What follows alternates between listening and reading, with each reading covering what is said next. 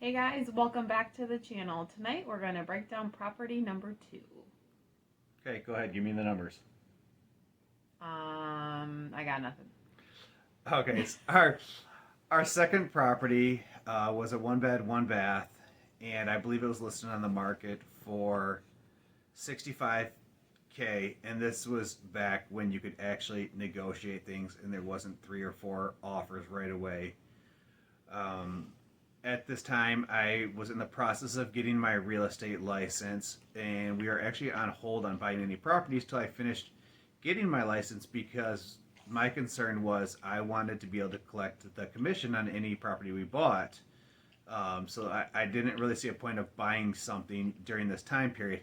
However, I spoke to my agent, who was also ended up being my broker, and he said anything we buy during this time frame that he would pay me a commission on, and we would use it as a learning experience.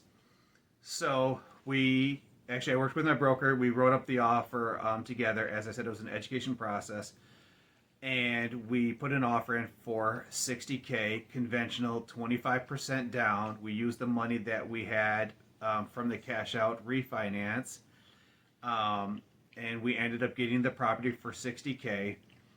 And I think with closing and everything, it was right around like 18,000 is what it cost us for this. And for the most part, the property was turnkey. Really turnkey in comparison to our first. Correct. It didn't need as much. No. Did we put? No, we didn't put gutters on that one. No. It already had everything on there. Um, We listed. I believe we actually listed the property for rent prior to actually closing on the property, because we reached out and got permission from the listing agent. And the listing agent had actually spoke to the seller, and they were okay with us listing it because we knew the property was pretty much turnkey. yeah, it was a pretty quick turnaround. Yeah, and so I think within less than a week we had a tenant in there. We went in there and did some deep cleaning. We moved a tenant in there, and I think it was within a week or a month that we received a message at like 9, 10 o'clock at night that the furnace was just ridiculously loud, and they sent us a video of it, and it was loud, but compared to some of the houses I'd rented in the past, I didn't really think much of it.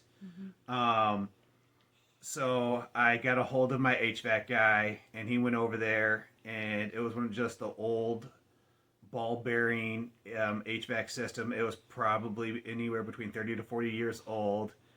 And he went over there and cleaned everything up. Sorry, you guys probably can hear the dog licking. I was going to say, she's being super obnoxious She's right now. just I keep doing trying to stop doing her. the most.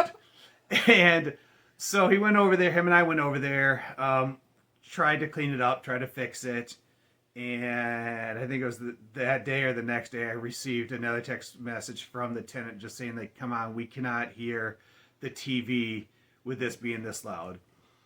And so because we were planning on, buying multiple properties, and we didn't want to have to run into like a cash flow shortage later on, we actually decided to replace the furnace to keep the tenant happy and to prevent a maintenance later on. I believe it cost us right around $3,400 to replace the furnace, and since we've actually kept the same tenant since then, Yeah, right? Yep, they just renewed here in, was it May? Yep. June? All right, now I'm going to go a little bit more into the numbers. Well, actually, let me try this. Okay, Are let me see if I'm ready for this. Are you sure? No. Okay. But we'll see how far I can get. So, this property currently rents for $800 a month, and that's including like all of our pet fees. Tenant is responsible for utilities, so for this specific location, it would be consumers and trash. And then, of course, if they have cable, internet, anything like that. Water. Ooh, good job, city. Water, yes. We also work with the city of Alma for annual inspections, which is a $40 fee. We did talk about that a little bit in one of our other short clip videos. And then in addition to that, they are responsible for their lawn care and snow removal. We do provide, or I'm sorry, we pay homeowners annually. For this specific property, it's around $550 for the year, which isn't too bad. What am I forgetting? Taxes.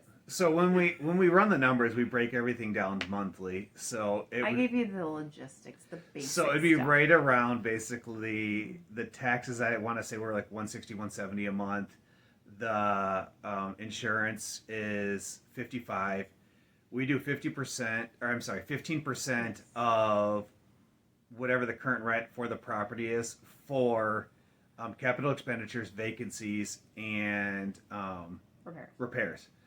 So we usually do 5% for each. Just for simple math, we do 15% for all three of them. Then we figure out what the mortgage is going to be with interest. This current property, I believe the interest rates were still lower. I think we got 4.25. It was under 5. Yeah, so I think it was 4.25 for this one. So all in all, I think the property cash just flows right around like $150 a month. Maybe 200. No, I think it's close to 150.